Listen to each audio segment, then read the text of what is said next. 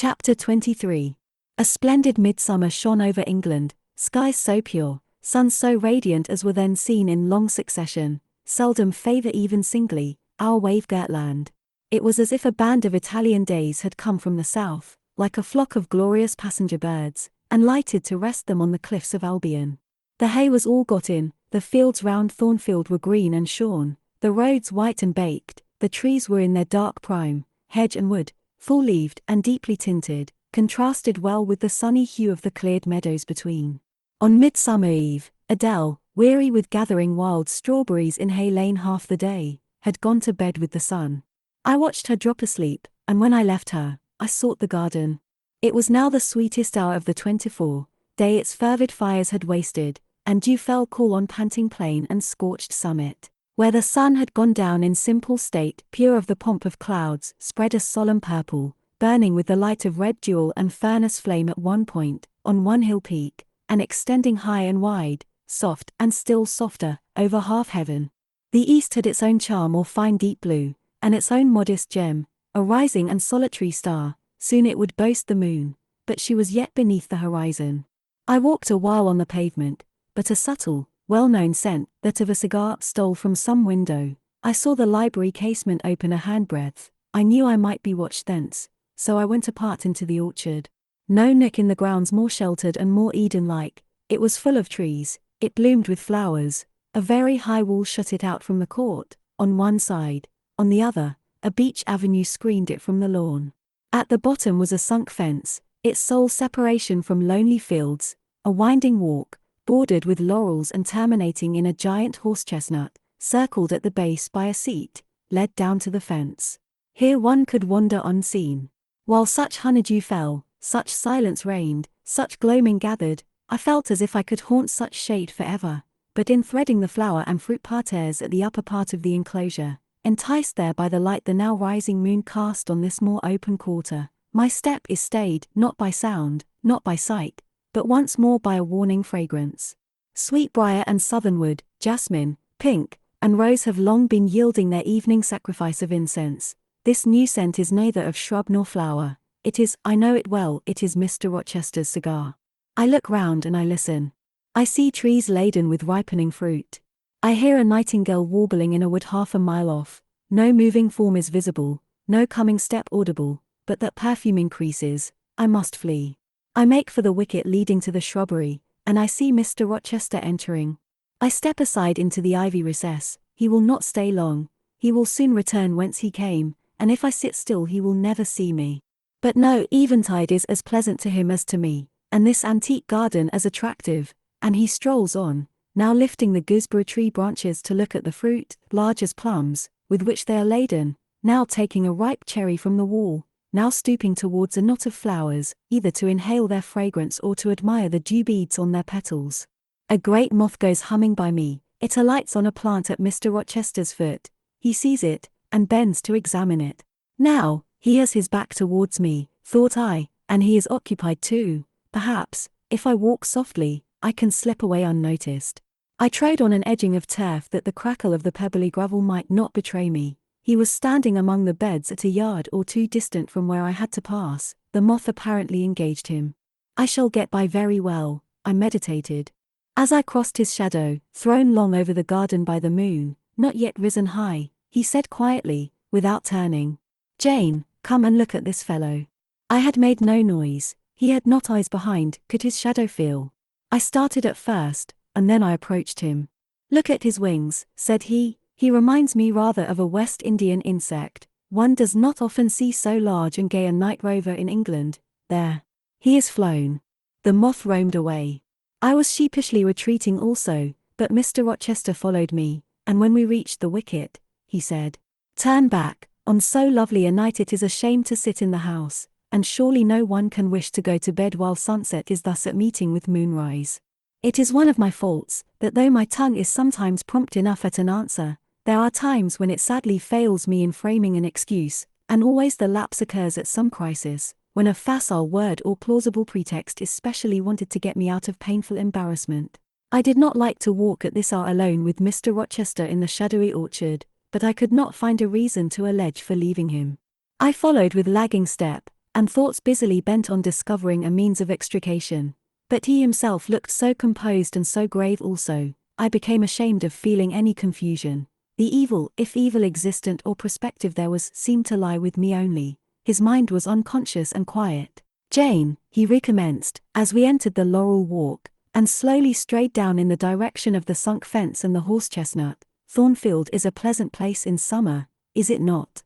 "Yes, sir."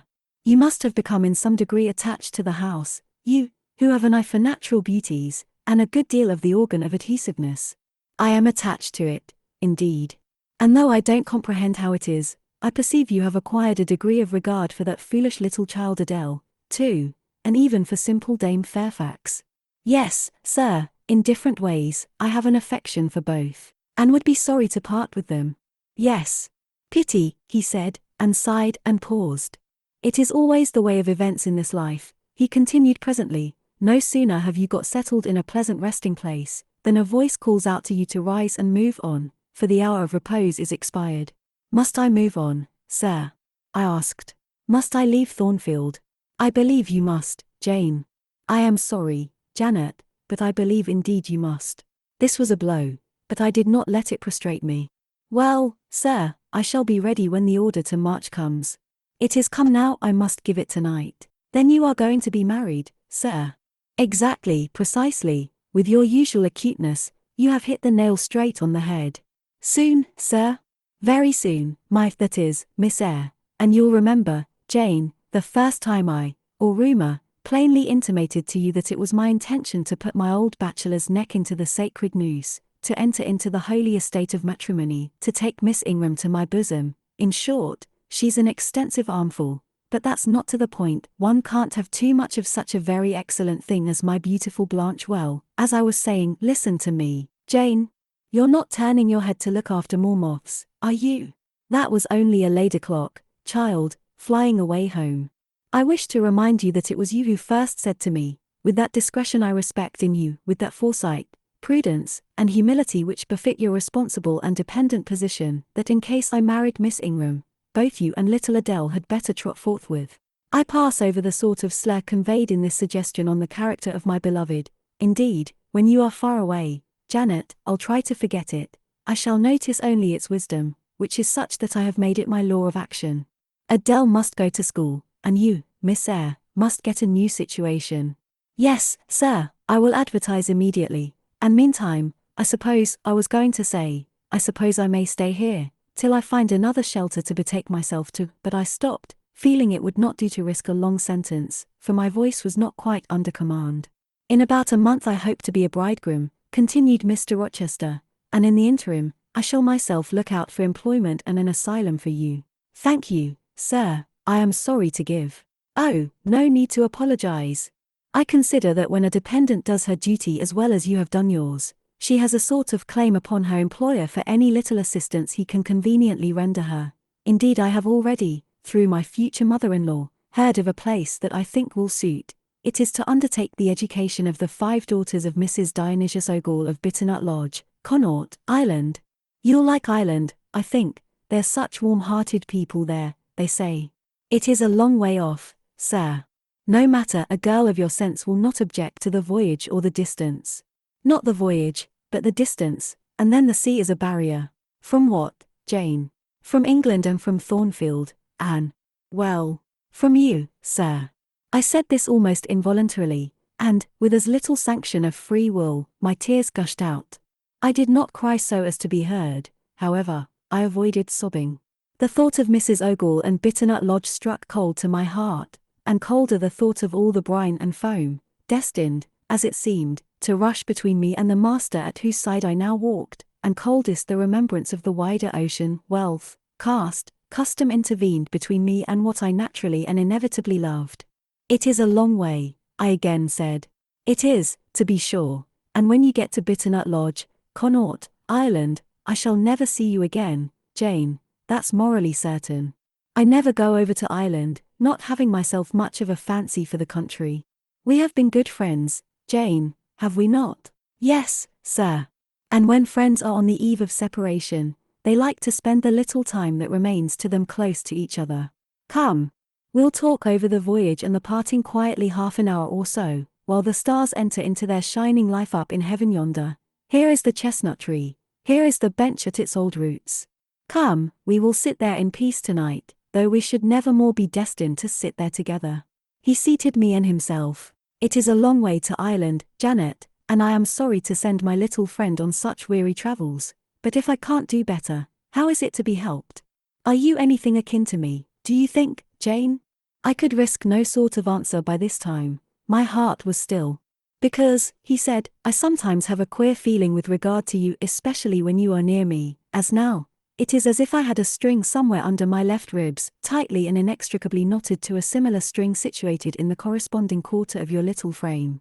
And if that boisterous channel, and 200 miles or so of land come broad between us, I am afraid that cord of communion will be snapped, and then I've a nervous notion I should take to bleeding inwardly. As for you, you'd forget me. That I never should, sir, you know, impossible to proceed. Jane, do you hear that nightingale singing in the wood? Listen. In listening, I sobbed convulsively, for I could repress what I endured no longer. I was obliged to yield, and I was shaken from head to foot with acute distress. When I did speak, it was only to express an impetuous wish that I had never been born, or never come to Thornfield. Because you are sorry to leave it. The vehemence of emotion, stirred by grief and love within me, was claiming mastery, and struggling for full sway, and asserting a right to predominate, to overcome, to live, rise, and reign at last, yes, and to speak. I grieve to leave Thornfield. I love Thornfield. I love it, because I have lived in it a full and delightful life, momentarily at least. I have not been trampled on. I have not been petrified. I have not been buried with inferior minds, and excluded from every glimpse of communion with what is bright and energetic and high. I have talked, face to face, with what I reverence, with what I delight in, with an original, a vigorous, an expanded mind. I have known you, Mr. Rochester, and it strikes me with terror and anguish to feel I absolutely must be torn from you forever. I see the necessity of departure, and it is like looking on the necessity of death. Where do you see the necessity? He asked suddenly. Where? You, sir, have placed it before me. In what shape? In the shape of Miss Ingram, a noble and beautiful woman, your bride. My bride? What bride? I have no bride. But you will have. Yes, I will, I will. He set his teeth. Then I must go. You have said it yourself. No, you must stay. I swear it, and the oath shall be kept. I tell you I must go. I retorted, roused to something like passion. Do you think I can stay to become nothing to you? Do you think I am an automaton, a machine without feelings? And can bear to have my morsel of bread snatched from my lips, and my drop of living water dashed from my cup? Do you think, because I am poor, obscure, plain, and little, I am soulless and heartless? You think wrong. I have as much soul as you, and full as much heart. And if God had gifted me with some beauty and much wealth, I should have made it as hard for you to leave me, as it is now for me to leave you. I am not talking to you now through the medium of custom, conventionalities, nor even of mortal flesh. It is my spirit that addresses your spirit, just as if both had passed through the grave, and we stood at God's feet, equal, as we are. As we are, repeated Mr. Rochester, so, he added, enclosing me in his arms, gathering me to his breast, pressing his lips on my lips, so, Jane. Yes, so, sir, I rejoined, and yet not so, for you are a married man, or as good as a married man, and wed to one inferior to you, to one with whom you have no sympathy, whom I do not believe you truly love, for I have seen and heard you sneer at her. I would scorn such a union, therefore I am better than you. Let me go. Where, Jane? To Ireland? Yes, to Ireland. I have spoken my mind, and can go anywhere now. Jane, be still, don't struggle so, like a wild frantic bird that is rending its own plumage in its desperation.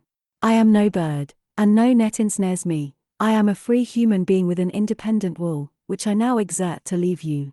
Another effort set me at liberty, and I stood erect before him. And your will shall decide your destiny, he said. I offer you my hand, my heart, and a share of all my possessions. You play a farce, which I merely laugh at. I ask you to pass through life at my side, to be my second self, and best earthly companion. For that fate you have already made your choice, and must abide by it. Jane, be still a few moments. You are overexcited. I will be still too. A waft of wind came sweeping down the laurel walk, and trembled through the boughs of the chestnut. It wandered away, away, to an indefinite distance. It died. The nightingale's song was then the only voice of the hour. In listening to it, I again wept. Mr. Rochester sat quiet, looking at me gently and seriously. Some time passed before he spoke. He at last said, "Come to my side, Jane, and let us explain and understand one another. I will never again come to your side. I am torn away now, and cannot return. But, Jane, I summon you as my wife. It is you only I intend to marry." I was silent. I thought he mocked me. "Come, Jane, come hither. Your bride stands between us." He rose, and with a stride reached me. "My bride is here," he said, again drawing me to him, "because my equal is here, and my likeness. Jane, will you marry me?" Still I did not answer, and still I writhed myself from his grasp, for I was still incredulous. "Do you doubt me, Jane?" "Entirely." "You have no faith in me?" "Not a whit." "Am I a liar in your eyes?" he asked passionately. "Little skeptic, you shall be convinced. What love have I for Miss Ingram?" "None, and that you know." "What love has she for me?" "None, as I have taken pains to prove. I caused a rumor to reach her that my fortune was not a third of what was supposed, and after that I presented myself to see the result. It was coldness both from her and her mother. I could not, marry Miss Ingram. You strange, you almost unearthly thing, I love as my own flesh. You, poor and obscure, and small and plain as you are, I entreat to accept me as a husband." "What, me?" I ejaculated, beginning in his earnestness, and especially in his incivility, to credit his sincerity. "Me who have not a friend in the world but you, if you are my friend, not a shilling but what you have given me. You, Jane, I must have you for my own, entirely my own. Will you be mine? Say yes, quickly. Mr. Rochester, let me look at your face. Turn to the moonlight. Why? Because I want to read your countenance. Turn. There. You will find it scarcely more legible than a crumpled, scratched page. Read on, only make haste, for I suffer." His face was very much agitated and very much flushed, and there were strong workings in the features, and strange gleams in the eyes. "Oh, Jane, you torture me," he exclaimed. "With that searching and yet faithful and generous look, you torture me. How can I do that? If you are true, and your offer real, my only feelings to you must be gratitude and devotion. They cannot torture." "Gratitude," he ejaculated, and added wildly, "Jane, accept me quickly. Say, Edward, give me my name, Edward, I will marry you. Are you in earnest? Do you truly love me? Do you sincerely wish me to be your wife?" "I do, and if an oath is necessary to satisfy you, I swear it." "Then, sir, I will marry you." "Edward, my little wife, dear Edward, come to me entirely now," said he, and added, in his deepest tone, speaking in my ear as his cheek was laid on mine, "Make my happiness, I will make yours." "God pardon me," he subjoined ere long, "and man meddle not with me. I have her, and will hold her. There is no one to meddle, sir. I have no kindred to interfere." "No, that is the best of it," he said. And if I had loved him less I should have thought his accent and look of exultation savage. But, sitting by him, roused from the nightmare of parting, called to the paradise of union, I thought only of the bliss given me to drink in so abundant a flow. Again and again he said, "Are you happy, Jane?" And again I answered, "Yes." After which he murmured, "It will atone, it will atone. Have I not found her friendless, and cold, and comfortless? Will I not guard, and cherish, and solace her? Is there not love in my heart, and constancy in my resolves?